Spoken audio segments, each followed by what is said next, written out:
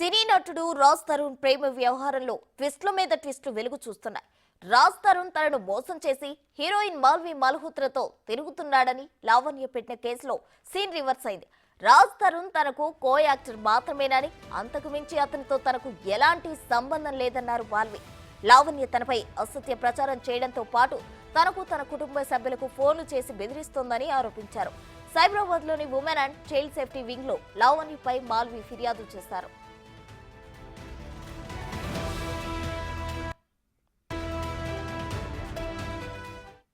ఇదే అంశానికి సంబంధించి మరిన్ని అప్డేట్స్ మా ప్రతినిధి రానా లైవ్ లో అందించడానికి సిద్ధంగా ఉన్నారు. రానా, చెప్పండి. అటు రాజ్ తరుణ్ కి సంబంధించి లావణ్య ఏమో మాల్వి మల్హోత్రాపై ఆరోపణలు చేస్తే ఆమె రివర్స్ లో తనకు రాజ్ తరుణ్ కి ఎటువంటి సంబంధం లేదు అని చెప్పడం జరిగింది. అసలు ఏంటి ఈ కథకి మొత్తం సారాంశం? లావణ్య చేసినటువంటి ప్రతి ఒక్క ఆరోపణకి తన వద్ద ఆధారాలు ఉన్నాయనేసి లావణ్య చెప్తుంది. కానీ ఇప్పటి వరకు కూడా వాటిని కేవలం మీడియాలో మాత్రమే బయటపెడుతుంది. అఫీషియల్గా పోలీసులకు మాత్రం ఇవ్వట్లేదు అనేసి కూడా పోలీసులు ఒక పక్క తన వర్షన్ చెప్తున్నప్పుడు, మరోవైపు నిన్న హఠాత్తుగా మాల్వి మల్హోత్రా నిన్న ప్రత్యక్షమైన తర్వాత ఆమె ఏకంగా సిపి ఆఫీస్కి వెళ్ళడము, అక్కడ ఉమెన్ సేఫ్టీ దీంట్లో కంప్లైంట్ ఇవ్వడము, తనకు రాజ్ తరుణ్కి ఎటువంటి సంబంధం లేదనేసి తను కూడా చెప్పినటువంటి పరిస్థితి ఏర్పడుతుంది. మరోవైపు లావణ్య మాత్రం గత 2 రోజుల నుంచి జరుగుతున్నటువంటి పరిణామాలు, ఇటు రాజ్ తరుణ్ చేసినటువంటి వ్యాఖ్యలు కానీ, ఇటు మాల్వి మల్హోత్రా చేసినటువంటి వ్యాఖ్యల పైన కూడా పూర్తిగా లీగల్గా వెళ్ళాలన్న ఉద్దేశంతో కూడా తనకు కూడా ఉన్నట్టుగా తెలుస్తుంది. దాంతోపాటు తన లీగల్ టీంతో ఎప్పటికప్పుడు చర్చలు జరుపుతూ ఇవాళ పూర్తి ఆధారాలు బయట పెట్టడానికి ఆమె సిద్ధమైనట్టుగా మనకు సమాచారం అవుతుంది. రాజ్ తరుణ్ మొదటి నుంచి కూడా తను హీరో కాకముందు తను స్ట్రగుల్లో ఉన్నప్పుడు అన్ని ఆర్థికంగాతో పాటు అన్ని రకాలుగా నేను ఆదుకున్నాను. దానితో పాటు మొన్న డ్రగ్స్ కేసులో పట్టుబడి జైలుకి వెళ్ళేంత వరకు కూడా తను నాతో కలిసి ఉన్నాడు.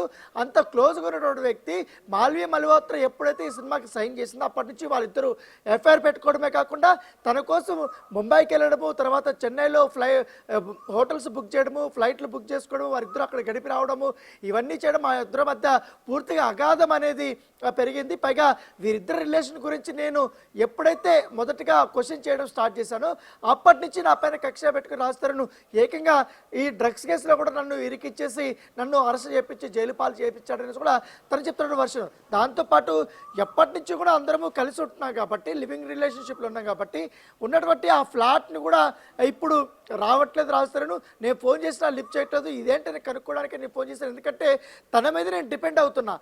ఎందుకంటే తను నేను రిలేషన్షిప్లో ఉన్నాం కాబట్టి పెళ్లి చేసుకుంటా అని చెప్పాడు కాబట్టి ఆల్రెడీ గుళ్ళో కూడా పెళ్లి చేసుకున్నానని చెప్తున్నటువంటి లావణ్య ఇప్పుడు కొత్తగా తను పెళ్లి చేసుకుంటున్నాను, తను మోసం చేశాడు, అన్ని రకాలుగా నన్ను శారీరకంగా మానసికంగా అన్ని రకాలుగా నన్ను వాడుకొని ఇప్పుడు తను మాత్రం ఆ అమ్మాయితో ఎంజాయ్ చేస్తున్నాడు అనేసి కూడా తను చెప్తున్నటువంటి వర్షం. మరోవైపు మాల్వికి కానీ, మాల్వికి తండ్రికి కానీ, మాల్వి బ్రదర్కి కానీ ఇద్దరికి కూడా ఈ లావణ్య మెసేజ్లు పెట్టింది, కాల్స్ చేసింది. ఏకంగా మాల్వికి కూడా కాల్స్ చేసింది.